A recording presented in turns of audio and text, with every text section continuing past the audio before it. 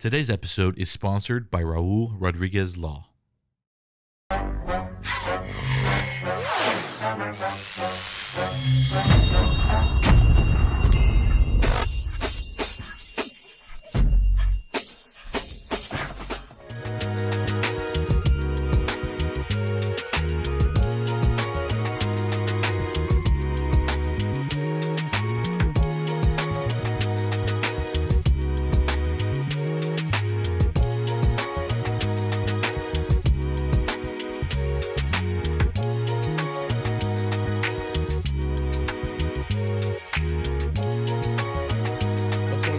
Welcome back inside the Leija Lounge. We got a really exciting guest to bring you today.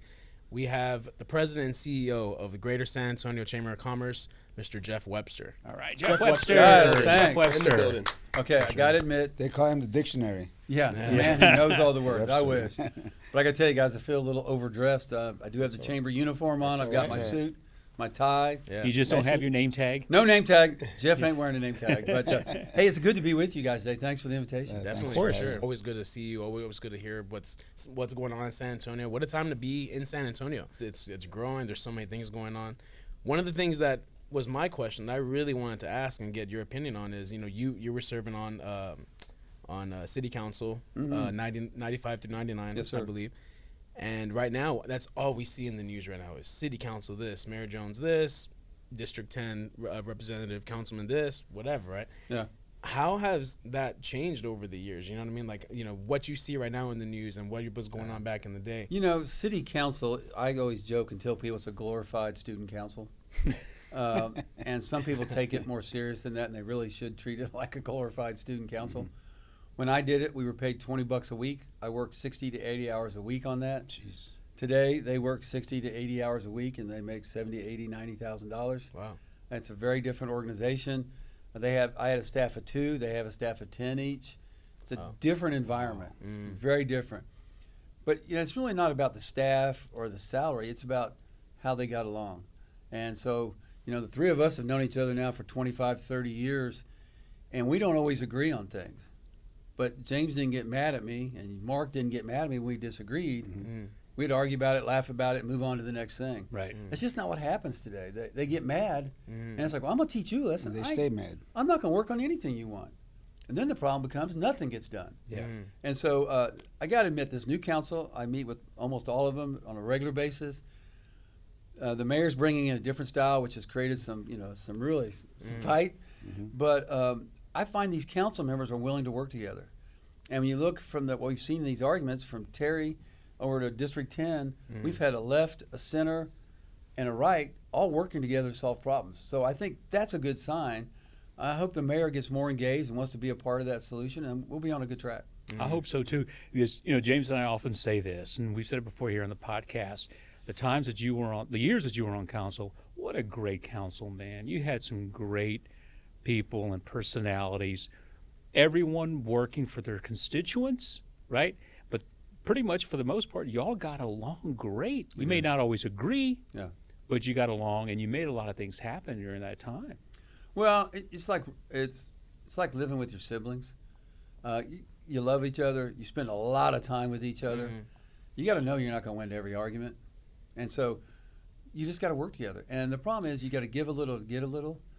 In politics, not just local, state, and federal, we're seeing this. It's either my way or I ain't dealing with you, and that's a shame. We don't get things done that way. Why do you think that happens now? Why now and not back in the day when everyone got along or tried to get along, and now everyone's so opinionated to say it, and I'm right, and I'm not going to change. You're not going to change my thought anyway at all. Could that just kind of add to that question? Could it be something that where like the times are right now, like San Antonio is really on this track of like growth and really trying to like make a change culturally? Right.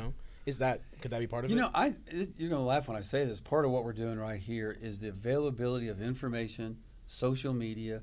People can get on their phones or their computers and make anonymous statements and call Councilman Webster a liar and Councilman Smith a liar and Councilman Jones, and there's no versus most of the time I would get a call or I would meet with you guys and you'd hear where we agree or disagree and we'd just talk about it.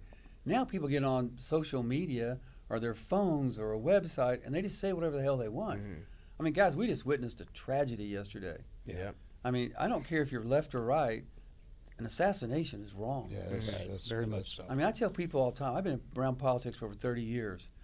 I don't agree with my wife on everything. Why the hell do people expect you to agree with a politician on everything? Let's negotiate, find that common ground, and let's get things happening. Yeah, Definitely. Yeah. I It's agree. crazy times, no doubt about it. It's scary a little bit. Yeah, It is scary, and I'm just wondering if we're going through this little corrective path. I hope that's the case, and I hope common sense prevails at the end. Yeah. You know, Yeah. we shall see. Well, I got to tell you, Mark, I feel for people with young kids. Yeah. Mine are now 27 and 25, James. It's amazing my kids are that old now. But I worry about what's out there for the generation. Yeah. But I do believe what you're saying. I think that pendulum's swinging back to the center. Yeah. You know, we can say center left or center right. We can have great conversations. That's when we right. get hard left or hard right, You have we just don't get problems. stuff done. You have But problems. we talk about that though on the podcast also, where, you know, we learn from our parents, you know, whether they, you know, with their achievements or their failures. It's our job to be able to make that adjustment for our children also, at least give them a good base, and then from there, hopefully we try to swing that thought around to a positive one. Right. You know. No question about it. I mean, there's just I- a lot on the table right now. A lot, and I'm encouraged by the younger generation, and I'm talking those, you know, 22 and under. Right. I've just seen a lot of them that different mindset. They deal with things a lot different. Sure, there's some deficiencies. We've often discussed those, right? We all, you know, but for the most part, their mindset is a lot different, and I can't wait for them to come into power, into their own. And it's probably going to be another 20 years from now, maybe. But I think we're going to be a beautiful society when they come into their own. You know, and These y'all's guys, kids, yeah. man, they're just gonna. I mean, they're the ones truly going to make the change. I mean, speaking as a 30-something-year-old here in San Antonio, I would love to see camaraderie in our city council. You know what I mean? I would love to see somebody reaching over to the lines and saying, yeah, you have a point, you know, and then let's work on that, just like Jeff's saying. You know what I mean? Yeah. Right now, social media, like Jeff saying, everything is built off of, I would say, clickbait is more off the negative than Yeah. positive. You know what I'm saying? You're going to get more clicks and more likes and more views off someone, you know, the mayor says this, and it's not a popular opinion, as opposed to, well, they reached some common ground. Yeah. You know what I mean? But the we other would side- like to see that too. Right, but the other side of clickbait, though, is that they only get a small amount of what was actually said, not the Exactly. full picture of what was actually said. Exactly. And so that stinks, because that also leads people down a certain path, and just say, well, so and so said this, yeah, but It's did like you hear reading the entire? It's like reading the summary of a movie and thinking you got it all. Yeah, right. You know what I mean? You don't know the entire dialogue. But I'll go back to what we saw. We've seen 3 or 4 votes at council. We've had Terry, Marina, and Mark. You've had left, center, and Yeah. right come together Yeah. and get some things done. Yeah. We need more of that, right? Exactly. We need of more of that, Exactly. and you know, we're, Going back to the 90s when you guys were Yeah. on city council. Not everyone got along, but everyone worked together. Yeah. And well, I'm not saying y'all didn't get along. I think y'all got along well, but not everyone believed the same thing. But everyone worked together. Could you say it was a unit? It was a unit. Oh yeah, it was. Y'all were. Yeah. I said this before, off the podcast, but you guys were rock stars. Everybody wanted to be around you because y'all were celebrities. Y'all were doing great for the city because y'all were working together, not separated. Everyone was working. So every time there was something going on, y'all were always around. That's why we call you celebrities, because everybody wanted to be around you guys because y'all were doing good for the city. And y'all did great. I think from the 94 on to 2000, the city improved so much. Well, thanks for saying that. Mm-hmm. It's a sad state when city council members are celebrities, but that's a whole nother conversation. Especially when it was baseball games or basketball games. Yeah. There weren't a whole lot of athletes on council, but we had a great time. I used to laugh. Juan Solis and I were as opposite as they came, and we would have great debates in the council, and then go in the back room and laugh and have our sodas and eat our lunch and relax and have a great time. It wasn't personal. Yeah. It was. He was advocating for what was important for his district. Yeah. I love it. And I was advocating what was important to me. We found some place we agreed. Sometimes we did, and we just went on to the next fight then. Yeah, I love that. Y'all guys that was a fun time. I mean, for me, obviously, I was but it was a fun time to be around San Antonio because so many things were going. Right. We were growing so much. I think that's when the Hard Rock Cafe was on before that. Yeah. Everything, it was 94 with Hard Rock We had Cafe. the NBA All-Star Game. Yeah, we had everything Hard was Rock happening. Cafe. Yeah. It's so funny you found that. We were cleaning out closets this weekend, and I've got the leather bomber jacket they gave me when that opened. Yeah. Oh, wow. And wow. it was really cool. That's cool. Patrick Swayze had signed that jacket. Oh, nice. And so it's a kind of a cool piece of memorabilia. But there's still so many things happening here, guys. I mean, we've got an amazing what's happening at UTSA, what's happening with the cyber, what's happening with the military.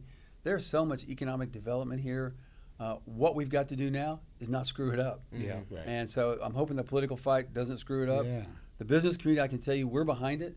We believe firmly this is a great place to live and raise a family. You young guys, my boys are getting ready to be. One's engaged, about to be engaged.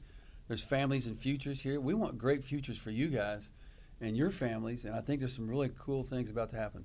What are some of those solutions that that I guess there's always a problem like when with growth you have growing pains, right? What are some of those solutions to those growing pains that you could see right now, like with not just within council but within our city as well? Like, That's a great question because number one, I tell everybody this: look, you got to vote.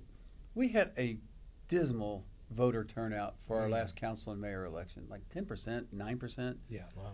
For a city of 1,500,000, 1,600,000, we had 10% voter turnout. I'm rounding up. Yeah. That's not representative government. You're getting that small amount. You got to get people to show up. We've got some big things coming here in mid-October. We start early voting for the county's proposition on the arena, not just the arena, but also for the rodeo and the folks over there at the Coliseum. We got to get turnout. And I'm going to tell you, I support all that 110%. I hope you guys will too. But whatever the voters decide, if it's yes, let's rally around it and go. If it's no, let's refigure out and get another position and go. Let's don't fight and make it nasty. But I think the community's going to rally behind it. We all need to rally behind it and make this a good future because there's some things that are going to happen that are economic investment for the east side that'll be fantastic. Well, Jeff, we've talked on our podcast several times about Project Marvel. Right.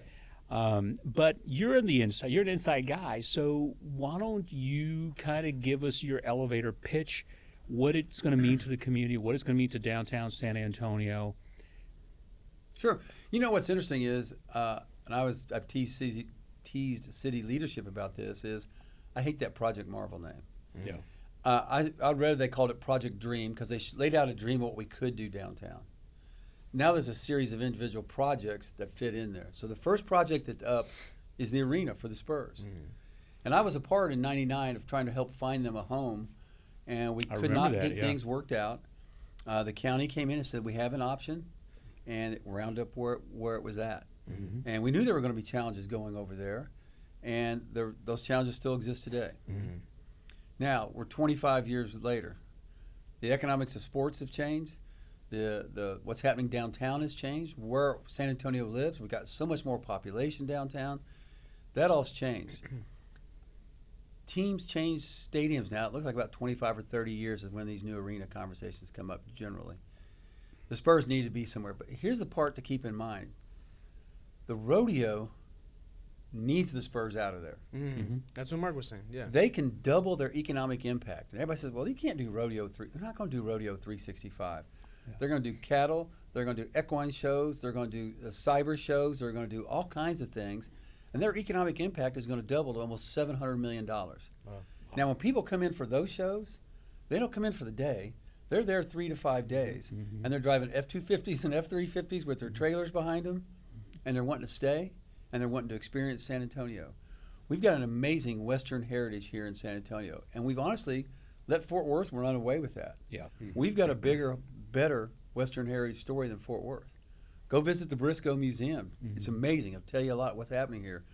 So Cody Davenport and those guys can do some amazing things with those grounds over there. The Spurs need a better environment. And I say it's not the Frost Bank Center is fine to go watch basketball. But when you go to any of these other cities, my son lives in Dallas now. The environment around the arena down there, all the bars and shops, they're activated on game night. They're busy. They're full. They're having a great time. It's an experience. It's an experience, Right. exactly. And so we think we can get that downtown. We think we can revitalize. But here's the catch, what everybody misses. This isn't just about the arena, guys. This brings in the west side of downtown. This brings into the Alamo, which we're putting over $700 million in from the state of Texas, to the Riverwalk, to Hemisphere Plaza, to the arena, to the Alamo Dome, over to the rodeo. We're activating miles of San Antonio. And what I've told council over the last several weeks is construction jobs. Let's just start there. There'll be over 2,000 to 2,500, 3,000 construction jobs with all this going on. You know what happens then? Entrepreneurs start up. They decide they want a piece of that contract. And you know what? Another company starts up because he needs help. We will see generational change in wealth and entrepreneurs because of these billions of dollars of projects. $1 billion at the Alamo, $2 billion in the arena, $400 million over at the Frost Bank Center and the rodeo grounds, $1 billion with Alamo Colleges, $1 billion what's happening over there on the west side. That's opportunity. And so at the chamber, we're preaching about opportunity. Let's do business with San Antonio and try and keep as much of that here as possible. But this is about economic opportunity and revitalizing downtown. We'll continue to be a strong tourist and convention business. All this feeds, like I said, from the west side over to the arena, the west side to the Alamo Dome, the Alamo. I mean, it just all connects. We acting like these things aren't connected, You know, and all San Antonio benefits. And thank you for sharing that. James and I often, and James and Dean are maybe too young to remember this, but we often talk about when the Spurs were downtown at the old arena, and even to a certain degree at the Alamo Dome when they moved in there, how it was a communal experience.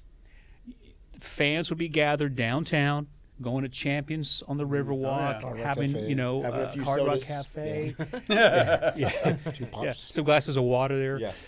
But it was all of that, and then you would walk over to the arena And have an or experience. to the Alamo Dome, and you had that experience. And even after the game, it was a big game. You know, we beat LA. Yeah. We're all going out, you know, after the games, and so it was all of that. So I look forward to seeing that happen again. Well, let me ask you this. Yeah. You were at the championship games, because I've seen you at some of them. Yeah. When the games are over, where did everybody go? Downtown on Downtown, Commerce yeah. Street Yeah. and out on Market. We're Yeah. honking. Everybody ran downtown Yeah, and that's wanted right. to celebrate. Yeah. And so And we're now they don't you go look at the downtown. baseball facility now. You look at what's going to happen with the arena, what's happening at the Alamo. I mean, we're bringing energy and life back. And somebody says, well, all that investment's just going to downtown.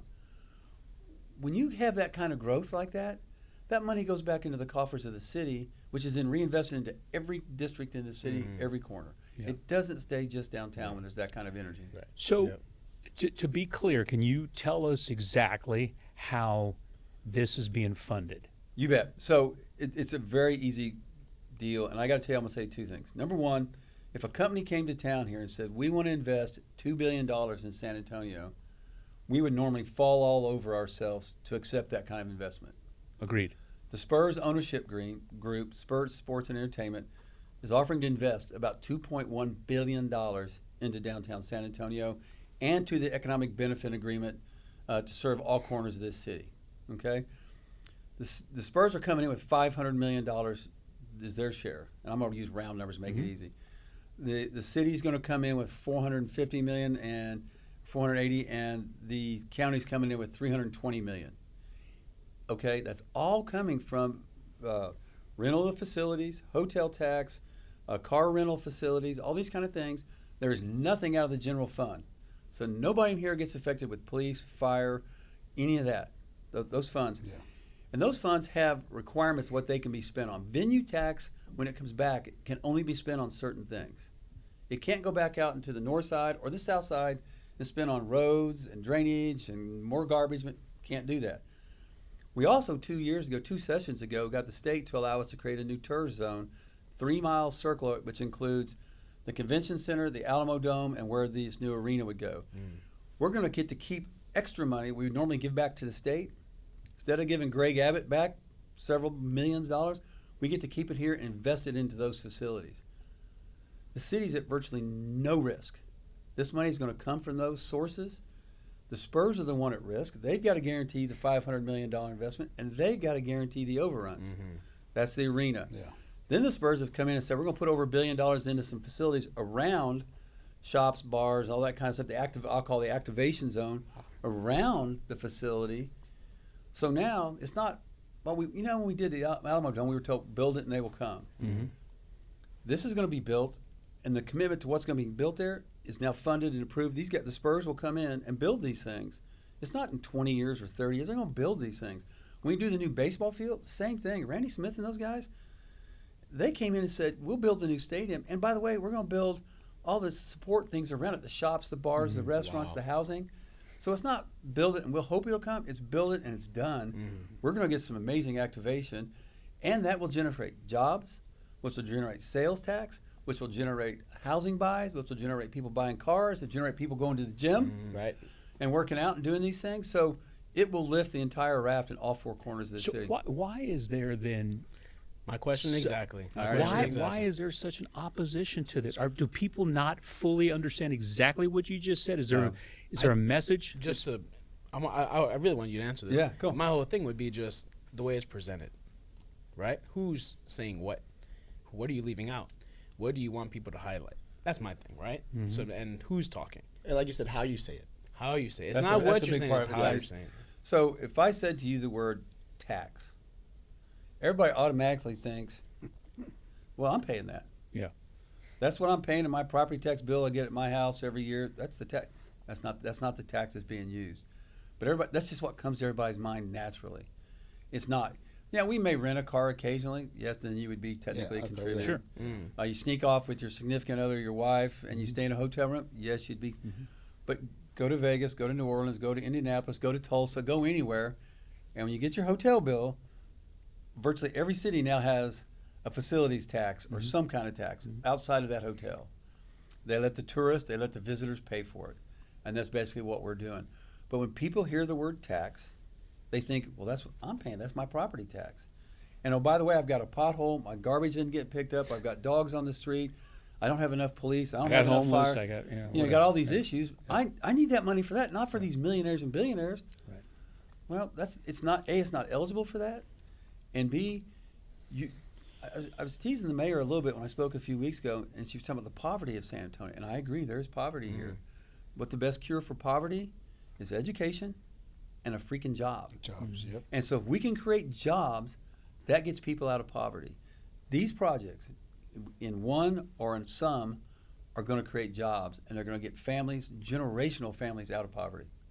I don't know how you argue that, but you got to understand where the money's coming from, and it gets convoluted. So what's the message? How is a chamber, Greater Chamber, its business partners, members, and the rest of San Antonio, how are y'all going to sell this so that it's, to use a basketball analogy, a slam dunk? Well, we got to make it a layup. And, there's a limited amount of time here. Voting's going to start in mid-October. We're doing an event with the judge in early October to lay some of this out in a very clear way. There was a great article written, I forget the gentleman's name, and he called it Tommy Tourist and Larry Local or something, and it explained how each one of them is impacted by this. And it's what I just said. If you're local, unless you're renting a car, or you're buying a ticket to the Spurs, or you're doing these events, you're going to these venues, it's not out of your property tax. Now, when Terry Tourist comes to town and they're staying in the hotels and renting a car and all these other things, they're paying for it. The Spurs are paying rent on the facility. Yeah. So our job is to educate. And I trust when you tell people the whole truth and nothing but the truth, generally you're going to see. Now, I will tell you guys, I've been around this a long time. You guys know what cave people are? No. Citizens against virtually everything. Oh, wow. And there is a group of people, and it's good intention. They've got theirs. They're not worried about anybody else. And so they don't want anything new. They don't want investment. I want my police, my fire, my pothole. I don't want anything else. I sit here and think about my sons, their wives, their future families. Are they going to have good roads? Are they going to have good places to get an education? Are they going to have opportunities to stay here in San Antonio? Do we continue this amazing quality of life we all love? You can't get that just out of good hope. You've got to invest. We got to make sure there's reasons people come here. Joint Base San Antonio, it's the largest joint base operation in the entire country. Wow. $55 billion into the state of Texas, and most of that right here in San Antonio. Cyber, 16th Air Force over at Port San Antonio, one of the leading cyber units in the entire military. Wow. The opportunities over there is to grow that and turn that into thousands of jobs. And I would encourage you, if you've never had Jim Persbach on from over at Port San Antonio, grab Jim, have him come tell you what's going on, what we can do over there. There's some things on the horizon here that are game changers that do what I just said, create jobs, create opportunity, changed the direction of a family Yeah. to move from, I'm the first one in my family to go to college, and it's changed the direction for my boys. Yeah. And I hope we'll change the direction for others by providing opportunity for them to grow and have those kind of successes. And that's what you want. You want everyone. You want growth. You want to. I always tell people, you want to go forward. You can't go back. You can't stay stagnant. We can't be you the need- San yeah. Antonio of the 1950s. Yeah, you Exactly. can't, and keep it that way. You gotta keep growing. 'Cause And, all and these cities around us are growing. Right? Yep. They're More making jobs. improvements and Yep. all that. Here in San Antonio, we're growing. We were growing north for many years. So everyone was going north. There was a lot of money in the north side, and now we're saying, hey, you know what? These bigger cities are developing their downtown. Why aren't we? Right? And this is the opportunity. Well, to the do that. reality is, they're coming. I mean, what was it by 2050? We're Double population. our population. So we're Yeah. looking at about 6 million people In this- in the MSA area. So they're coming. Now, assuming a lot of things happen, Yeah. they're coming. But even if half of that, Yeah. another 1.5 million people show up, 2 million conservatively by 2050. So yes, we have to invest in that. We have to invest in all these infrastructures, and often, you know, you've got a lot of young professionals that are looking to where to relocate. They're getting offered positions. Companies here are trying to recruit great talent to come to San Antonio, and so what do? They start looking down. Okay, what does San Antonio have? How's their community there? Oh, it's kind of vibrant. They've got, you know, some excitement. There's quality of life. We often youthful. Great You culture. say for that- years Yep. we had nothing downtown, right? It was No, just. it was it was just the Riverwalk was it. Exactly. Yeah, that's all we had. I mean, not that it's bad. I'm just No, no, saying no, there was no. nothing. There's restaurants and downtown, the Nightlife. Riverwalk. There's not. There was Give not you a a couple lot. things. Look at the skyline of Austin, and look at the skyline of San Antonio. Sure. Yeah. The vibrancy. Yeah.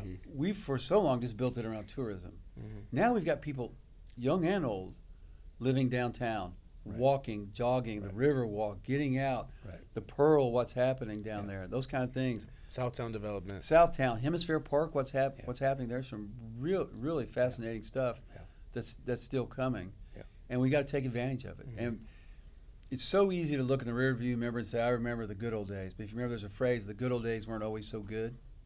And so we've got an opportunity to really make some great days in front of us.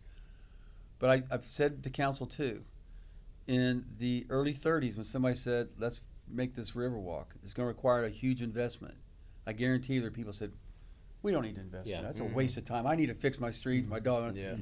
I promise in the early 60s when they said, "Let's get ready for the hemisphere," people said, "Well, you're going to displace this, you're going to do this. Let's don't do it." They did it, and it benchmarked San Antonio to create the greatness we've experienced. Yeah. Big decisions require tough decisions, and so you got to have leadership that's willing to make tough decisions, because most of these people on council won't be here when all this gets finished and built. I don't think they're going to be here, but some of them will. But well, I mean, they'll be living, but they won't be on Yeah. council. Right. They I won't got be to make where sure else? like I'm Yeah. trying to take somebody out. They won't be on council. Yeah.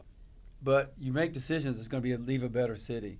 Yeah. I'm excited, even as a chamber person, that I think we've been a part of trying to help bring this arena. I won't be at the chamber when it's built, when it's finished, but I'll be able to drive by there and say I had a part help making That's that right. possible. That's awesome. Yeah. And I think that's, to me, that's a legacy. That's an Yeah. exciting thing. To do. Absolutely. So with all this positivity that's going with all these, we're moving in the right direction. There's growth that we see in the foreseeable future. You'd be a great person to ask this, not right or wrong, but just your opinion. Why do you feel the mayor hasn't taken a stance on what side she's on? Again, she has these mornings with the mayor that are coming on the news and all that. They ask her almost every time, hey, are you going to take a political stance for Project Marvel, against it? What are you going to vote for, come November? Why do you feel like the mayor would have a hesitancy to say, yeah, this is going to be my stance? Yeah, it's a complex answer, and I'm going to give you two parts. So I'm going to tell a story if I got just a little time. We had a few months ago the former mayor of Oklahoma City in town, and he told a story. This is before they had the NBA team, and before they have a Riverwalk now, like they modeled after San Antonio. That's before that. Their community needed some economic development. United Airlines said, "We're looking for a new place to build our maintenance and repair operation. It's called MRO.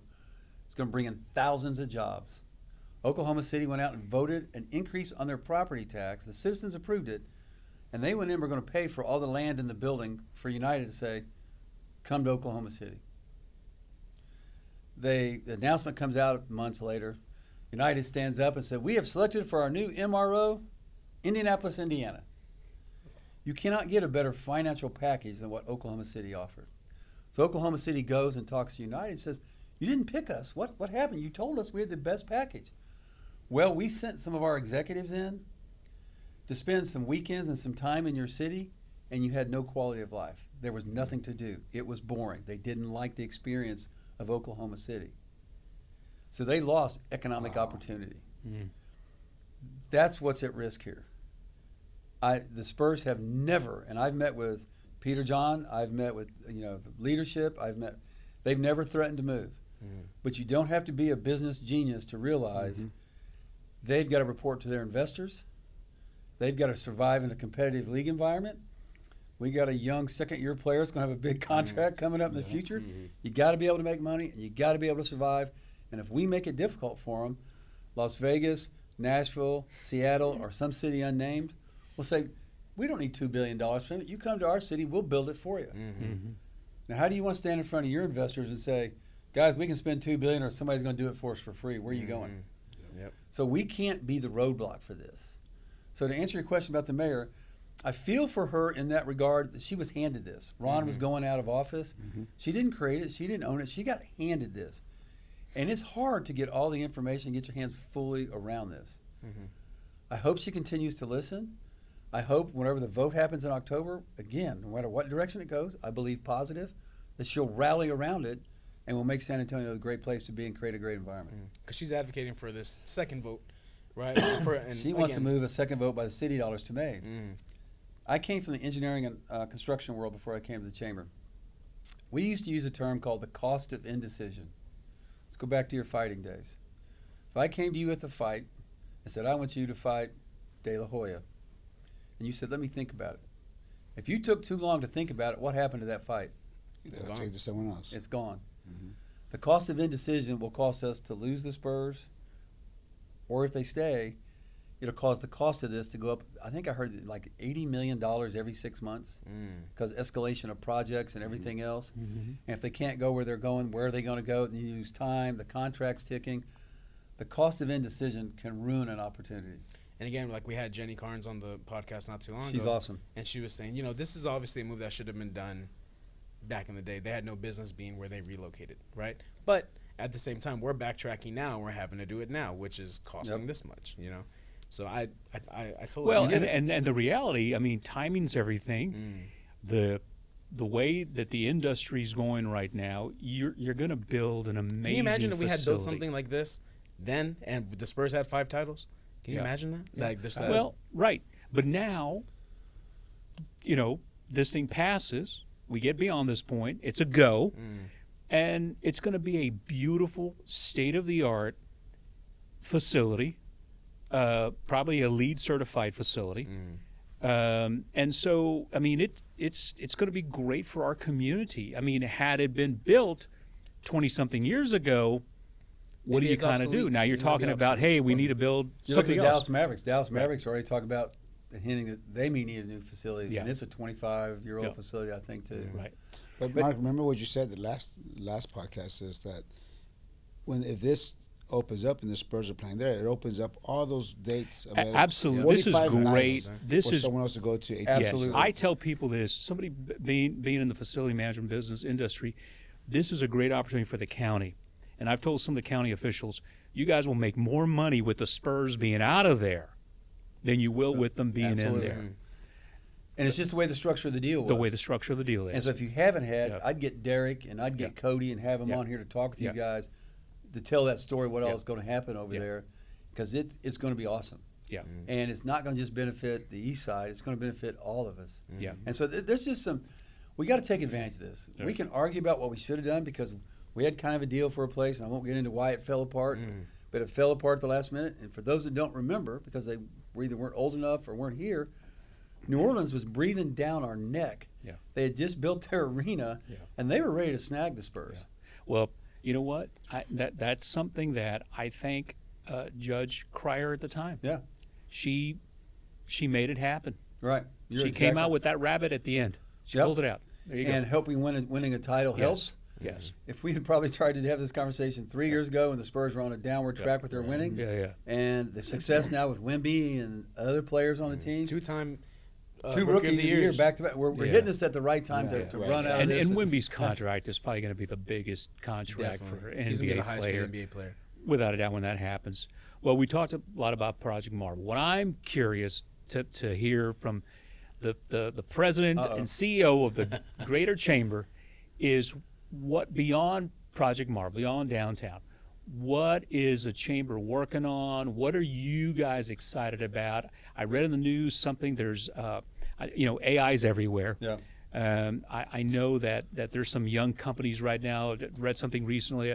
A local young startup company is helping do some marketing for AI for a lot of mid-sized companies out there.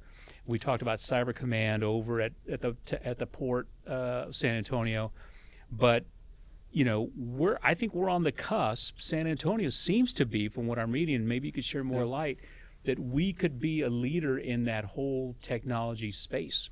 We already get credit as being one of the top cyber communities, right? So there's no two ways. Cyber City USA and what's happening over at UTSA, and it's not just UTSA, honestly. Alamo College is doing a lot in that. St. Mary's is doing a lot. Incarnate Word is doing a lot. But UTSA is just blowing it away on that cyber and AI functionality. It's really pretty cool what's happened. We just got out of the state of Texas. Be about, I think, $50 to $80 million is going to go into the Texas Cyber Command. That's a separate from what's happening down at the 16th Air Force. The state's helping fund. That's a new investment into our community. But I'll tell you the things, here's what I'd be watching. I'd be watching what's happening with that UT Health and UTSA merger, which just became official September 1st. So it's University of Texas at San Antonio. Right. It's new logo, new everything. Taylor Amy's got a vision. I think they're a top 20 medical in the country. And I bet you if Taylor stays, they'll be top 10 within 10 years. That's awesome. I mean, they're the fourth largest medical center energy in the state. They got some cool things happening over there. So watch what's happening with UTSA, University of Texas, San Antonio. It's great. Second thing is, watch what happens with our military. We, on the short term, may lose some people, but I think in the big picture of things, the things we're working on, whether it's defense health or the cyber things, our military presence is going to continue to grow. And I think that's pretty exciting. Now, I'm going to tell y'all something we haven't even officially announced, but I'll share it with you guys. Okay. We're going to announce here in a few weeks, working with the state of Texas, the Greater San Antonio Chamber is going to be the host organization for the first ever inaugural Texas International Space Conference. Oh, wow. And we're going to call it the Very nice. Texas Space Rodeo. Oh, Wow. How cool is that? That's And awesome. so Congratulations. We expect that we can draw over 2,000 people. It'll be in September of 2026. Wow. The state's excited. We're excited. A&M's excited. Texas, the people of Southwest Research, SWERI, man, they are huge into this. They are all. I mean, this is going to be, again, some exposure into companies and people that we've not had that exposure to. We're going to have some things that obviously are industry related. We're developing a package that will be able to involve some of our students here locally to come see some of these things through the STEM or those kind of things. So it's not going to be just people come from out of town. We want to create an opportunity for our local students to get some exposure and some really cool things. This thing's going to be spectacular when we get it off the ground. The official announcement's in a few weeks, but I'm leaking it here to you guys. That's awesome, Keep man. it amongst Thank you. the five. Yeah, of yeah, us. right. Breaking news. Yeah. So I'm pretty excited about that. I am excited of something you talked about, which has been a pain in all of our backsides, is this road construction. Yes. It has been painful. But we have been blessed from TxDOT and by our friend Bruce Bugg, who unfortunately just passed away, who was the chairman of TxDOT. We've had billions of dollars invested in this community in our major intersections. I-10 and 1604 to 35, all the way over to 35 and 1604, from 35 all the way down to 410. I mean, I'm talking billions, guys. And we are blessed to have that. It is a pain. Road construction doesn't happen in weeks or months. It takes time. Somebody was saying they took the new flyover or missed the new flyover. Yeah, right. So these things are going to change the economic development. Go out to 1604 and I-10. Look at all the stuff that's happening out there again. Oh yeah, It's exploded. It's insane. I was talking to David Zachary, who owns the Embassy Suites out there, that 1604. It's one of the top Embassy Suites in the country. The Really? revenue growth. Wow. I mean, there's so much happening there. You go over to 1604 and 35. Yeah. That is a juggernaut Yeah. of economic opportunity that's happening right there. Yeah. And really all along 1604, and it goes all the way out to Bandera. There's a lot happening. Yeah. And so this is a great time to be here. It's painful at times, I got to thank the folks at TxDOT for working with the business community. And, you know, for a while they were closing that area out there at 1604 and 10 like every weekend. Yeah. Well, they were hurting the businesses because people couldn't get to them. And I would say, well, I'm not going over there because you can't get in and out. The guys at TxDOT were great. They started moderating it, opening up and doing some more. And I got to thank the folks at Zachary and TxDOT for making that happen. But I was on that one of the new ramps the other day. It changes how we get around. Well, and it does, and that's great to see that progress. But a lot of our business friends that have these small mom and pop businesses have been casualties of it. Unfortunately, all over. You know, you look down Broadway, right? Our buddy Augie. You know, I got a text message from our friend Tirso Sig. You know, over at Cheesy Jane's, just saying, hey man, I need some help over here. What can you do to kind of help spread the word out? So Cheesy Jane's. So, but you know, it's a You lot. said of that. Cheesy Jane's. I said Cheesy Jane's, join the chamber and we can help. There you go. Okay. That's right. Shameless Tirso. promotion. Yeah, Tirso, Because man. I that's gotta hook also you up with that- Jeff. That's also those are growing pains, right? Where it's like, well, we're gonna grow, It but is. hey, And it's sad. And we go back into when Henry was mayor and we did remember the brick pavers downtown? Yes. And it hurt a lot of downtown. We got some roads under construction downtown that have had some problems that have really hurt some of the local small businesses downtown. I think we're just about over that hump and over that pain. We're about over the hump. We're moving really well. I was talking to the Zachary folks. They're ahead of schedule out there on 1604. Some of that pain is going to lift a little bit, but I'm going to tell you what's coming next is pain somewhere else. You can't have growth without a little pain. And I'm just trying to figure out what's inside and outside 410 right now. I'm still figuring that out. Adding more ramps. I'm trying to. Well, guess what's happening? 46 on our north side Yeah. is going to be our next outer loop. That's awesome. And it's much needed. Yeah, and so now that's not going to happen today, tomorrow, next right. year. Yeah.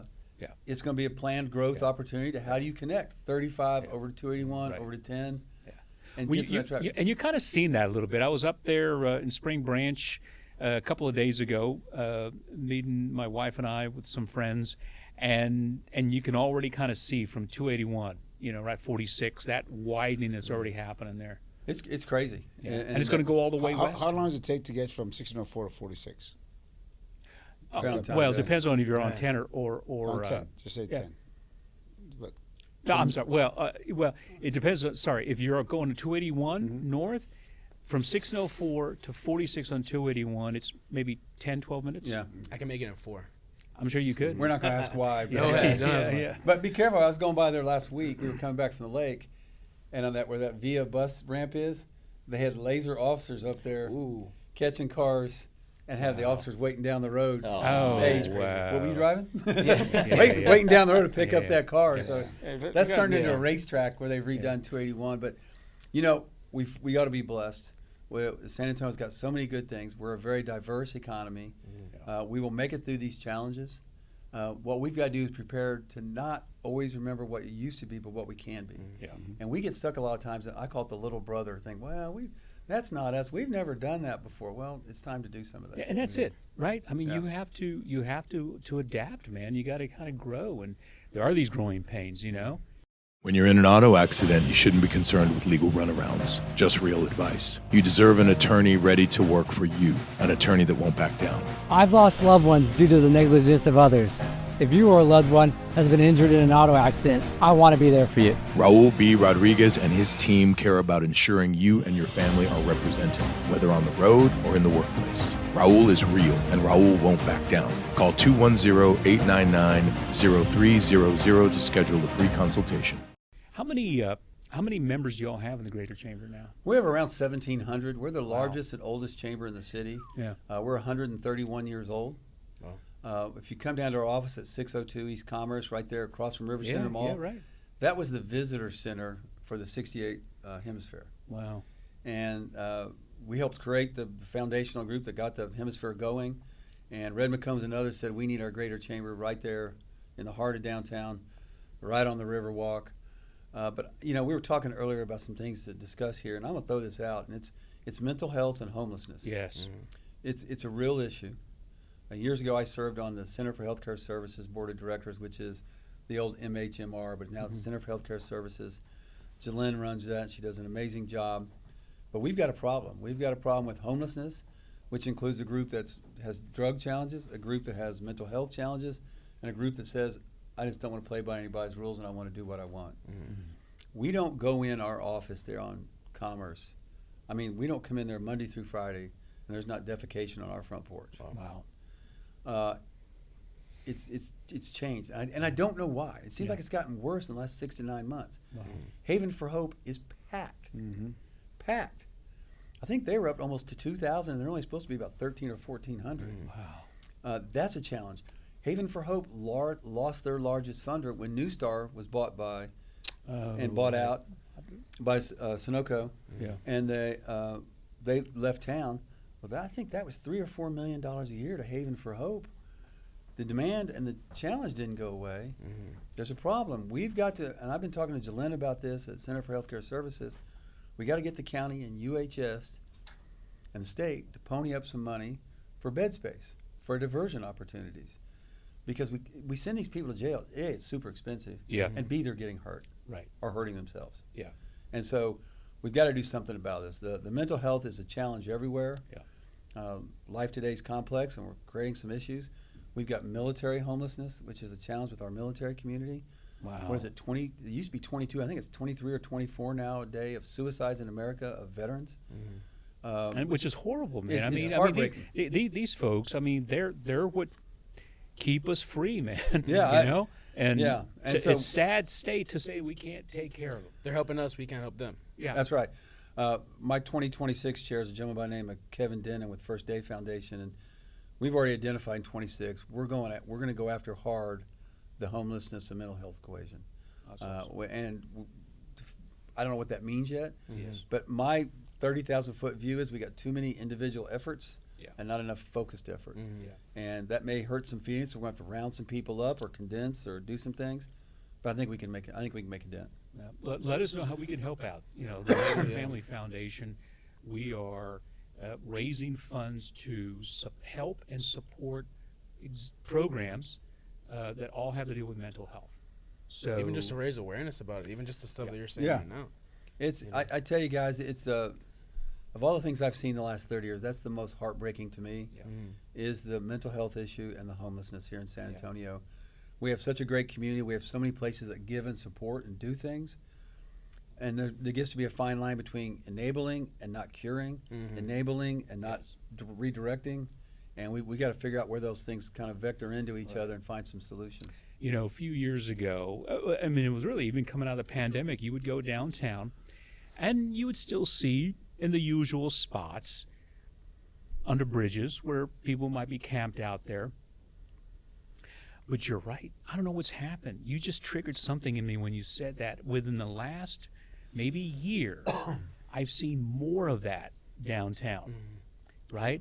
More of these tents kind of going up. San Antonio's growing too, right? We're growing a lot more people. Well, sure, yes. So there's going to be obviously more homeless or more people with mental health coming in. Well, not just them, but just overall. What's funny is I don't see as many people like you see on 281 heading downtown under those overpasses. I don't see that as much. The state's gotten pretty strict on that. But downtown, when you look at Market and McCullough and Commerce and Houston and Alamo, go down Houston Street downtown. It's a problem. And, you know, I feel for my guys that are on bike patrol I see with SAPD because they know, oh, that's Mark. Yes. And that's so-and-so. And they know who the players are. Yeah. It just, you know, there's some constraints, and we got to figure out what that means. But I've seen some of them, those bike patrol guys, where they've, there's a humanity side of it where they engage with them in a good, positive way. Hey, you know, how you doing today? And they're still San Antonio citizens. Yes. Yeah. Well, our friends at Centro do a good job with that with some of their ambassadors downtown. They're amazing people. They check on people. They're offering water. They're trying to do some good things. Yeah. But I'm going to be honest, guys. I just had a meeting with the Hotel Motel Lodging Association, and they're telling me more and more stories now about people being attacked at night by mental health, homeless. It was hand in hand. And we can't have that. We just, nobody wants to be cruel or mean, but we can't have visitors getting beat up. We can't have drive-by shootings at graduations or in the coaches' conventions in town.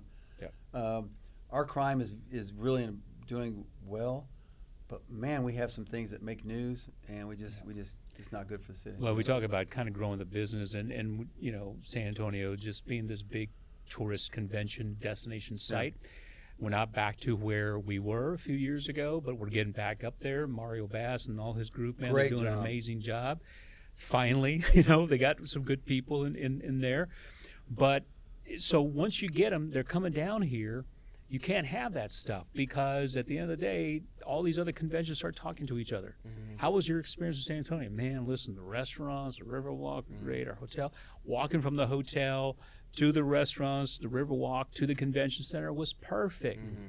Any negatives? Yeah. It can be a liability. And the challenge is the humanity side of it. Yes. It's hard to go grab Dean and say, Yeah. I got to take you off and come on. Yes.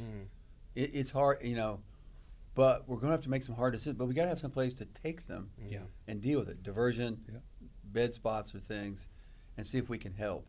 So there's some hard things that have to happen, but hopefully we're taking them to good things, and we can change the direction of some lives. But it's hard to go grab somebody and say, you got to come. You can't lay on that bench. Yeah. You can't sit there. Yeah. I mean, you've got to move, and we're going to Yeah. take you here. So the humanity side is nobody wants to be that guy that has to go grab somebody and move somebody, Right. Yeah. a man, a woman, or even Right. a young person. Yeah. But we can't have a downtown where you feel uncomfortable, Right. whether it be sights, sounds, or That's smells. right. It sounds to me like you're going the right path. You have to build this infrastructure in place, Right. and then it's out there, not trying to pull them out, but trying to say, invite them in. Right. Say, here you go. We have this going on. Let me educate you a little bit about it. I'm going to give you, you know, you don't have to be in this bench. If you want to come during the day and hang out, you greet people, whatever. But Yep. here's a place where you can go kind of lay your head at night and get something to eat. You know, we can get you some help and try to get you. We have you know. tons of compassionate and giving resources here, from organizations to individuals. And we just have got to get a comprehensive plan. It's almost like we make fun of the school districts. You know, there's 16 school districts here. Everybody argues how inefficient that is. Well, there's probably 40 programs dealing with homelessness. We probably got to get a comprehensive plan of how we're really going to do this. Yeah. Which means we have to change, and change means sometimes somebody's uncomfortable, somebody's left out, somebody new is leading. Yeah. We'll see where this goes, but we absolutely have to address the mental health issue. Definitely. And it's not just a San Antonio. Yeah. It's a Texas. It's a national issue. That's what I was going to ask. Is there anyone in nationally that is doing a program with mental health or homelessness and has a great program, like say, man, we need to copy that? How do you replicate? You know, Yeah. I'll be honest with you, James. I'm just starting to dig into this personally. I know what I saw when I was with the Center for Healthcare Services, and we did some things where we trained officers where if we stopped you, we realized you didn't get your medicine or you needed health. We don't need to take you to jail. We need to take you to the diversion clinic and get you back on your meds and taken care of, because it costs us a hell of a lot more to magistrate you, put you in jail, and do all that. So they're doing some early things like that. The homelessness issue is and it ties into the mental health, is not a clear-cut answer. Is it the Because chicken or the egg? well, and I'll tell you what you hear from a political thing is we need that. Absolutely. Well, I don't need that in my backyard. Don't put that clinic near me, or Right. don't put that housing near me, or don't put that affordable housing. I used to get yelled at on council when the housing authority wanted to do a mixed development, mixed income. They'd buy an apartment complex and say, some at market, some for Saha. And people say, like, I do not want those people. That's terrible. And I would say, hey, James, you got a daughter, right? Yeah, okay. She got kids? Yeah. What happens when she gets divorced and that man leaves her and she's got no money? Do you want her down in Alizon? And I was on the north side, remember. I would say, do you want your daughter down in Alizon Apache Courts, or would you like her out in an apartment over here on Sonterra in 1604? Well, I want her out here by me. Well, then we've got to have some resources here. And it's not fair to put all of it in one part of town, east, west, north, south. It needs to be shared. They need to be close to family and resources and support. But I'm going to tell you, the ugliest meeting I was ever in my whole term on council was a conversation like that, because I don't want that damn thing in my backyard. Yeah. Well, what about your daughter? Well, that's different. Right. I don't want your daughter or your your son. Mine I want, but the rest of y'all are bad. Yeah. And it gets to be a really hard conversation. Yeah. And those are hard conversations to have, no doubt. Well, I'm glad you guys are doing that, and that's exciting But stuff. there's something that has to be done. There's something better that has to be done. Well, so we could do better, right? We could absolutely do better. Yeah. We could absolutely do better. And it's it's just a complex problem. Like you said, there's so many of these, right? 40 or so groups. We need to all think the same and think like this is how we're going to help, not just everyone doing their own thing. Too much. Well, but everybody has separation. their own solution. Yeah, that's what I'm saying. Of how you do this. Well, you do this for them, or you do that for them. Well, you're right. For some that works. For some, but there's got to be a more comprehensive plan. And I thank my friends at Centro, my friends at the Hispanic Chamber. Eric Walsh is all over this. Jalen at Center for Healthcare Services. We realize it. We just have got to. We really have got to come together and make this work. How do you deal with mental health? I mean, you're in a high stressful position and job, and what are some of the things, the tools that you use to kind of help you deal with all of that? Well, first of all, and James, don't laugh. I'm blessed with a wonderful wife. You are. James and Mark have known my wife for years, and I am really blessed to have a supportive family. That's number one. I'm very blessed with that. I'm also blessed to be. I consider myself a man of faith. That goes a long way of dealing with some of the situations. Not only what I feel, but what I see sometimes. We're just talking about seeing some of these situations. But sometimes you just have to disconnect, Mark, is my thing. I just have to disconnect. I try to get out of town occasionally and just disconnect out of the pressure and reset. And it goes back to where what we started. We can have disagreements, but you can't carry that disagreement forward every day, every week, every month, and every year. Right. Have a discussion, come to a conclusion, let it go, move on to the next discussion. And too many times in today's world, I think what we saw with the Charlie Kirk deal is people get bottled up, they don't know what to do with it, and they do irrational things, dumb things, whether it's drink, car accident, or whatever. Yeah. We've got to learn to be better friends. We've got to learn to appreciate each other and disconnect and not take it so personal when we have a disagreement and move on. And that's one thing I've learned. I'll give my friends at Cops Metro, they would probably say they'd be shocked that this conservative Republican would say that, but what they taught me was there's no permanent friends and there's no permanent enemies. You move on to the next discussion. There you go. And I really think that's important. And today we don't really do that, but I think it all starts with I'm blessed with a great family, I'm blessed with my faith, and with good friends. Amen. There you go. Perfectly said. That's a great point. So now you're a big sports guy, right? I'd like to think so. So you, favorite basketball team? Well, I'm a Spurs fan. Yeah, think about that one real quick. I'm a Spurs fan, but where I got caught in sports was last weekend when UTSA was playing Texas State. Yeah. Oh, yeah. Because I graduated from Southwest Texas. I've been involved with UTS athletics for the last. You mean you graduated from Texas State? I graduated from Southwest Texas. Texas State? My son graduated from Texas State. But I've been very involved with UTSA athletics. I was in the group to help get football off the ground. Jeff Traylor, who's the coach over there, is a good friend of mine. I do a lot to try and help them. So it's been fun. You were torn? It's fun to be at those games. Guys, we had 47,000 people at that game last weekend. That's nice. It was a blast. And I really couldn't lose because both of my teams were playing. Yeah. So it was exciting. But the truth is I'm married to an Aggie. And so I do have to root for the Aggies on occasion too, or that makes that. Or else. Yeah, Or exactly. else, yeah. Or that couch is just not as comfortable as it is in my bedroom. But yeah, no, I'm a sports nut, Mark. Are You know that. are you more college football, would you say, versus NFL? You know, I grew up in Richardson in North Dallas. I've always been a Cowboys fan. Several years ago, as you guys remember, I represented the Dallas Cowboys Yeah, when I we had remember training that. camp here. I helped bring the Cowboys training that's right. camp here. Yeah. And so I've got to see inside that organization. It's really cool to be behind the scenes and be a part of that. It's been hard to be a Cowboys fan. Yeah. Very hard. You mean the last James is a 30 Cowboys years? fan. Yeah, exactly. He's a huge Cowboys fan. Oh, I know. Yeah, he's always giving me grief, Mr. Dallas Cowboys there. Never misses a game. Yeah. And so it's been hard the last few years, but I The really last 30 years. Yes, right? How long? yes. 31 this year. I used to tease when I was. You've never seen a Cowboys have Yeah. I never have. I think I was born when Was they the last won. year, wasn't it? I think so. Wow. I used to tease the Cowboys with part of my consulting contract. If you win a ring, I get a ring. Yeah. And Stephen Jones always said, "You bet." And I went like, "That's because you know you're not going to win a damn." Yeah, thing." right. But I got to tell you, I love what's happening at UTSA football. That's exciting. We got a great coach. How long we keep him, I don't know. Oh, That's yeah. really fun to watch. I hope we keep him. In that dome with 47,000 people was a great experience. It's fun to watch.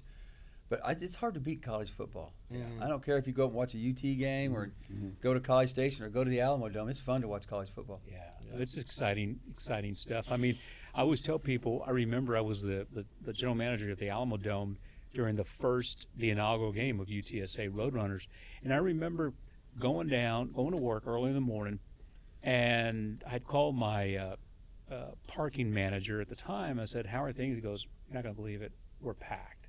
This was at 8 a.m. already. Yeah. Cars were lined up at 5. What did we have? 55,000 at that Something first like that. game. It was a crazy, Yeah. crazy number. But as I approached, getting off on Cesar Chavez, and looking over to the left of the Alamo Dome, just a sea of vehicles, barbecue smoke kind of going up, flags up, and it looked like we've been doing this thing for years. I mean, the people of San Antonio, they came prepared. They're itching for a football team. They were itching They are, for it. They are. Yeah. It's kind of fun, and sports in itself, that's a great environment, but it's economic development. Yes, it is. There was a study done when A&M was going to redo Kyle Field for 2 years. They talked about going to playing 2 years at NRG in Houston. And so the Chamber of Commerce and Bryan College Station said, whoa, whoa, whoa. They did an economic impact study. It was worth $100 million a weekend to that community for every home game. Wow. Now, granted, we're not there with UTSA, Yeah. but as it continues to grow, that impact, this last game, 47,000. Those parking lots were covered in pop-up tents and grills out there having a great time. There's huge economic impact. And the Dome is a great place for a football game. I mean, it was designed for football. It's And great. it's perfect. And it's a perfect 72 degrees year-round. I got to tell you, I have fried my tail off at Kyle Field in August and September for games. Yeah. But when I sat there and it was 72 degrees at kickoff and It's 72 degrees when I left at the It's fourth quarter, perfect. really nice. Yeah, it's really Really perfect. nice. And It's really exciting. yeah, no, it is. My daughter just started going to Texas State. So like you, I was kind of split. You know, who do you kind of root for? But exciting times. And now, Texas State's joining the Pac-12. Yep. That's pretty exciting stuff. So who do you root for? What's that? Who do you root for? Well, your when team right now? UTSA plays, I root for UTSA. Yeah, I'm a homer man. But when they play against each other, I'm probably going to be the guy with The split shirt. Yeah, split shirt. Or split I actually face. contemplated taking 2 shirts to the game. Yeah. First half one. So instead, Yeah, I wore a yeah. UTSA shirt and I had a Texas State. Yeah, there you go. Whoever's up in the fourth quarter, you do make the change. Exactly. Or did you go Texas State, or did you have your old Southwest Texas? No, I actually have an SWT T-shirt, but I did not bring it with me to the game. Yeah. But I will tell you, talk about a cool story too. Is Texas Because State. they don't fit, or because It comes up to I about still right can here. reach Little across belly there. sticking out. Yeah, it's a midriff. It's a midriff. Is Texas State. You know that university has 44,000 kids now? See, I that's met with crazy. 9,000 new freshmen. No, actually it turned out to be closer to 10. I was Really? talking to Kelly Damphouse, the president. He was at the game. They had 10% growth in enrollment in 1 year. Yeah. He said they're the 24th largest university in the country now. It's amazing. When I was there in 1882, it was we were 14,000 in 1979, Yeah. and it's at 44,000. But Jeff, you kind of made it notoriously popular for being a party school. So I did Thank you I for did my doing part. that. You Mark. did I your did my part. part. Yeah, you did. You did. Sometimes you got to be a giver, Mark. You Yeah, probably that's don't right. understand that. You got to be a See, giver. when I was going into college, we were trying to figure out what college I was going to. Texas State came up, and all my friends were like, "Man, they got their own STD over there." Now I know who to thank. Now I know. Who to thank. Well, Texas Tech, where they call it the Raider Rash. Everybody's got some name for something, the Bobcat Scratch or something like that. So everybody's got something. I thought that was a dance move for a while too. That's so good. Well, you're married to a Bobcat. That's right. Sure am. Yeah. Sure am. The better half of me. Yeah. You're better half. Yeah. You're damn right, man. You attended UTSA as well. I did UTSA. Well, UIW for the first year, and then UTSA. Well, that's another program, a sports program that's taken off. Yes. Yes. The Cardinals are amazing. So my we've God, been yeah. working very closely with the basketball team. They've Yeah. been coming in about once a week, and been talking to Coach Shane over there, the head coach, and his commitment to making that program a better team just for the university in itself is admirable. So like for us, we're doing whatever we can to grow that. It's a great campus, to grow too. that, Oh, it's a that gorgeous campus. campus. Yeah. We love it. Their football program, their basketball's had some challenges the last couple of years. The football's taken off. They've done some really great things, been in playoffs, really doing some cool things. The coach at Texas State now the last 2 years came from Incarnate Word. Yes. And so That's right. they're becoming that school to go steal the coaches and players from to go play. I was with them. watching, not to interrupt you, but I was watching, what was it, Alabama FSU last week or 2 weeks ago, and they were mentioning somebody who came from UTSA who was coming with like one of their quarterbacks or somebody was like really highlighted, came from UTSA. Think about it. Right, The they're- first round pick of the NFL draft. Exactly. Yeah. They're picking guys. You know, like We they're got talent. We got talent. Cam Ward, yeah. No, Cam Ward. He was Incarnate Word. Yeah. yeah, he was a Cardinal. Yeah, absolutely. First round draft pick. I was watching the game the other day. The kicker for OU was a UTSA portal kid. The running back for Florida State maybe that's who I'm. was a kid. There's an Oregon. I mean, this portal thing's changed everything. So, but Jeff Traylor has done an amazing job. Yes, he has. At UTSA of getting them on the map and where they're playing and what they're doing. It's No, fun. he- And and- Incarnate Word's right there. They're growing. They actually play this weekend in the Dome. Incarnate Word? Yeah. Oh, how exciting! Incarnate is that? Word and the Yeah. Roadrunners. Oh wow. Wow. Well, I mean, Traylor's done a great job. Coach Traylor has, and you know, it's great to see where they're at today.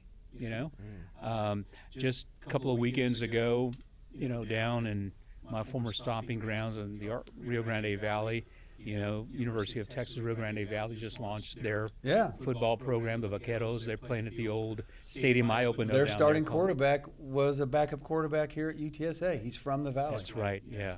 He's gone home. He's got that program rolling. They're 2-0. They're They 2-0. beat Prairie View last week. Yeah, that's right. Yeah, no, it's pretty exciting times for college football. Yeah. I think that kind of is the most. Listen, I love the NFL, and you were talking about, you know, your Southwest Texas hat. It's very similar to me. I became James and I were Houston Oilers fans, and you know. So when the Titans, they're now my team. So when the Titans play in Houston, I go to those games. Oh, do you really? Okay. I still wear the old Oiler, you know, jersey. I like when the Titans were wearing those the Houston Or Oilers. the throwback. Oh man, they were I awesome. think the NFL came back and said, didn't they say No. you can't? No. They Oh, that was actually. that was U of That was H. Houston. U of H. Well, U of H. That was That's right. U of H. Yeah, because no, the Titans still own all of that, Yeah. and so nobody else can wear them but them. But U of H was doing it. Wasn't, I'm sorry, wasn't the Titans when they played the Texans came in with the Oilers? In Nashville they did that. Oh, I thought Yeah, they that did was that in in Houston. Yeah. Little No, that slap. would have been, Slap. dude. That would have been a major Yeah, slap in the face Yeah. there. Just a little slap around. Oh, it was brutal. So, but you're a boxing fan as well? You know I am. I've got a friend that was in boxing for years, and I loved following his career, success and challenge. And I loved watching James over the years. And we have a friend that's in the boxing industry, was a referee, and his dad was the state boxing commissioner for years. And so it was fun because I got exposed to it without everybody hitting me, which was much more fun watching him get hit than me get hit. I never got hit. Yeah, rarely my friend got hit, but you know, I do love watching it. I do like the UFC stuff now, Yeah. and how that's growing. I know we're bringing some of those matches to San Antonio. This Saturday. Yeah, it's really cool. And James, I would ask you. I've watched the news, and we've had so many local fighters now having great success. Oh yeah, It's a We had- great San Antonio story. It was a boom. It was kind of like a boom in world champions. Like we had 3 or 4 at a time. 3, right? It was 3 almost within the same year, and it was similar to when y'all were in the world title because it was 3 almost within the year. Yeah, it was 25 years later or so. Yeah. 20 years later, we had 3 world champions: Robert Quiroga, John Michael Johnson, myself. Yep. Then we didn't have any until about 4 years ago, and then we had 3. We had 3. Within almost the same year. Yeah, just this last year there was 2 big fights, almost back to back. These guys, and they, you know, they got to be proud of how they went out there and took on the match. I mean, it's been cool to see that that history of boxing in San Antonio, which you know better than me. It's a good to great see. history. It's that growth. not go away. Yep. Yeah, it's been the history of boxing here in San Antonio has been forever. It's been just so long. Right. You know what I mean? So and, rich, yeah. And just And see it keep it's going. been it gets harder now because people ask me all the time, why aren't they the big? Those are former, you know, those 3 boxers were champions at one time. Would have been great had they had big fights here in San Antonio. But unfortunately, the business has changed a lot. We often talk about business and what's good for business, and it's all the casinos and it's overseas and this crazy money that they're paying. That as a result of it, we're not getting those big fights here. Yeah. The hard part is like, not to interrupt, but the hard part is these world champions that are here right now, they're not the most outspoken guys. They're Yeah. very quiet, they're very humble, they're very local, Yes. very San Antonio, Yeah. you know, San Antonio morals and all that. So they're not guys to go and mouth off and just Wait, click. wait, wait, They're wait. not getting in You're trouble. saying they're not like mouthy like your dad? They're not, you know. He was the last we're talking one. about these fighters now, not from Yeah, I know. You know, so they're, you know, these opportunities. But the whole thing about it is you get to see their skill. Yeah. Their skill and their Their game itself Their is game top-notch. speaks for them. You know what I Yeah. mean? And because of those world champions, you're getting to see a lot of guys from San Antonio get opportunities. There's a guy with an opportunity last weekend from San Antonio. He fought in Mexico against Oscar Valdez, who was a great fight, put up a great fight. People think he won that fight. And guys who wouldn't normally get those chances are getting those chances now from San Antonio because there's talent here. This is a boxing hotbed, you know. But are all the fights now? Where would you say in the States? Is it still mostly staying in Vegas? Vegas, out of the country. You're seeing Dallas now. Dallas, not too much, but some. You're seeing some It's big fights in Vegas, Dallas. man. It's Vegas. Vegas. Still Vegas. Yeah. Vegas, California. And you know, Jeff, capitals. so you'd appreciate this. I mean, you know, business guy that you are, but when, and this started to happen, a lot of it during, you know, when I was running the facilities a few years ago, I was getting calls from the lesser Bedfords or Yeah. you know, other promoters who want to do fights, but they look for a community. What they're looking for, it's hard to compete in Vegas. Oh, sure. Vegas gives them everything. Yeah. The rooms, the whole 9 yards. And you they know, can afford the fight card. yeah, Corpus Christi has a fund. The city has a fund that they give the arena to offset the cost of certain, to try to attract certain events to get down there. And so it's changed a lot. Yeah. It's hard. It's just hard to make big fights happen in San Antonio. Yeah, no, I Like get right it. now, this big UFC fight, not to date this podcast, but UFC Noche is happening on Saturday. Right. It's supposed to be in Mexico and it got relocated here. It's it's a great fight card. It's like I think this is only the second or third UFC Noche event or something like that Second. they've had. Second Is one. it second? So First one was at the Sphere. Remember, just yes, that's incredible right. Yeah. graphics. So now the second one's here, you know, and that's Yeah. a huge. And there's gonna be a good turnout. I think there's gonna be a great turnout for this one. Do you think with the Frostbank Center coming available, where you don't have to worry about an arena configuration like the Alamo Dome, where you can go into an AT&T or Frostbank, Yeah, Frostbank, yeah. convert that into a better boxing venue? Because now you're talking about configuring what 16, 18,000 versus. That still might be big. I think it's still for this. Yeah, but community. I they'll don't know. scale it down where Yeah. Well, yeah, you you just want talk off the top 5,000 level. or Yeah, 4,000. yeah. It's easier to do that, but that's why there's Techport as well. Yeah, I don't know what Techport holds supports. Uh, Once you get a ring in 5,000, right? No, So you right at could, 3,000. yeah, right about 3,000. Yeah. Okay. It's a Techport. Yeah. The I facility's think awesome. is, It's a great- oh it's a my great- God, The it's facility is the awesome. best to watch. 3,000 and under for boxing. It's a great place to experience that. They've got everything. They're great people. They do amazing First stuff class. down there. We've Yeah, seen a lot first of class. Techport, like a lot of fights that happen at Techport on TV, and it looks great. It's amazing. Yeah. I mean, just amazing stuff that they're doing out there. But to your point, yes, you know, if Frostbank Center in a few years, the Spurs have their new building, and the county will invest in a curtain system to take that arena from 16,000, scale it all the way down to 4,000, 5, 6, 7, the sweet spot. Man, it's going to look great. Well, I think stay tuned because what they want to do with the Joe and Harry Freeman Coliseum and updating that and some updates, it may even fit that even better. Yeah. And because there's some things they want to do to that. There's a casino in Vegas, and I forgot the name of it. This guy makes a fortune. He's not on the Strip. The hotel's built around his show arena. And all he does is horses, cattle, rodeos. Oh, right. And it's booked all the time. Wow. And that's a little bit of the concept of what they want to get into out there. They're not going to put hotels around the building, yeah, but right. they're going to put nice stuff in the perimeter, but have a really focused sized arena that you can kind of upsize and downsize and do things.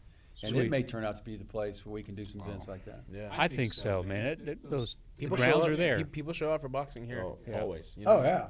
Two things, international soccer and boxing. They will show up. Yep. Right. We've packed the dome how many times, Mark, on Many times. international soccer?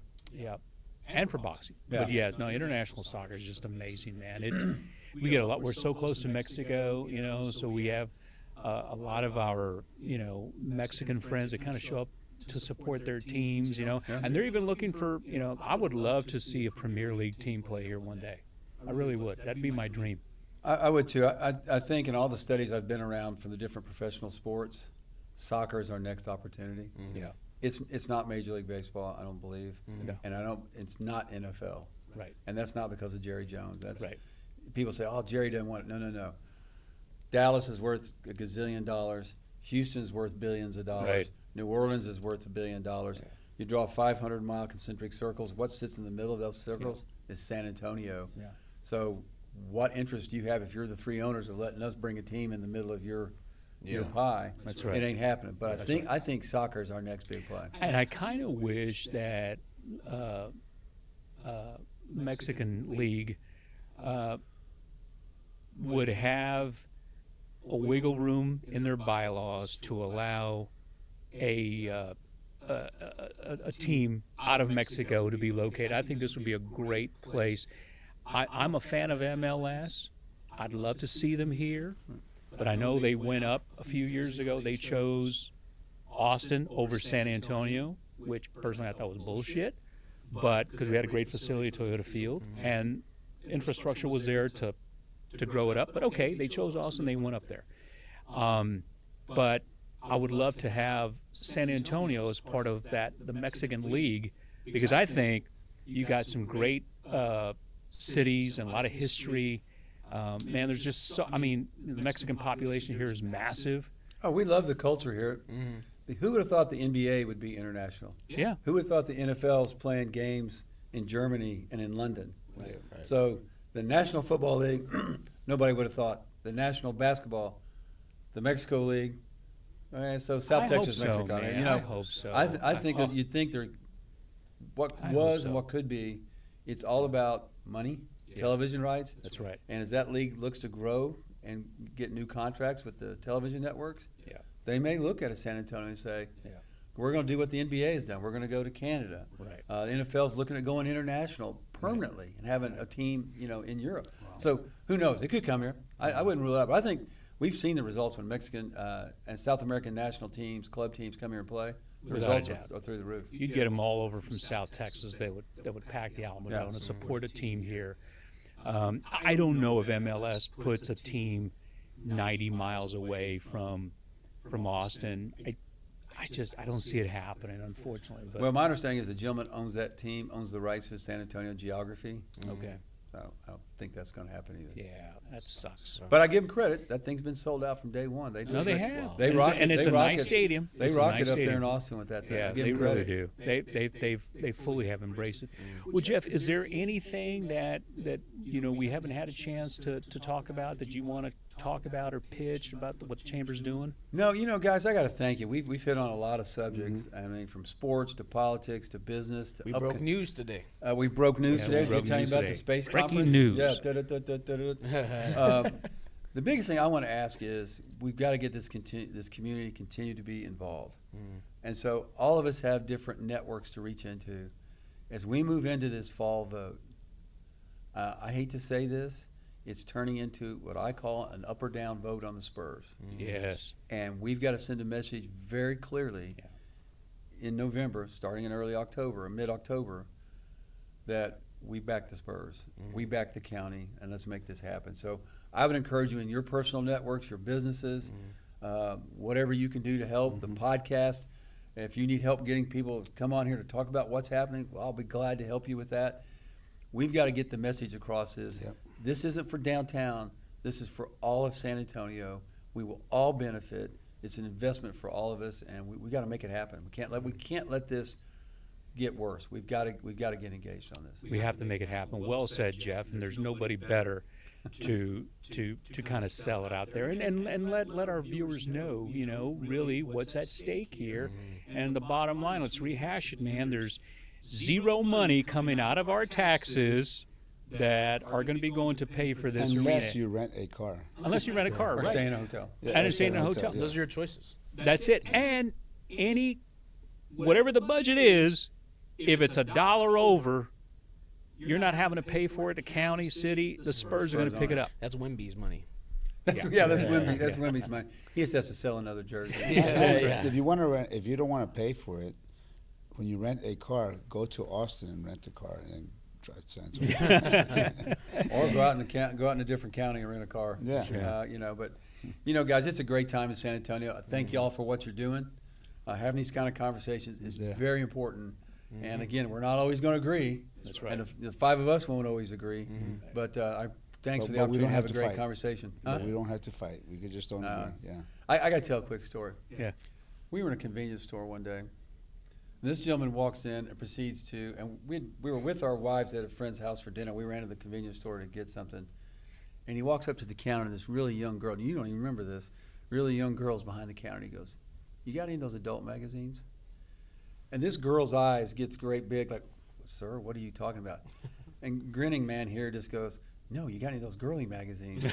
And finally, this girl's already goes, "I'm just teasing. We just need ice." You don't remember that? It was great. That's funny. He was all serious. This girl, this little young teenager working behind the counter, was like, "I know who you are, and why are you asking for that?" And he goes, "No, That's we just funny. need ice." Yeah. That sounds. He's always the jokester. Yeah.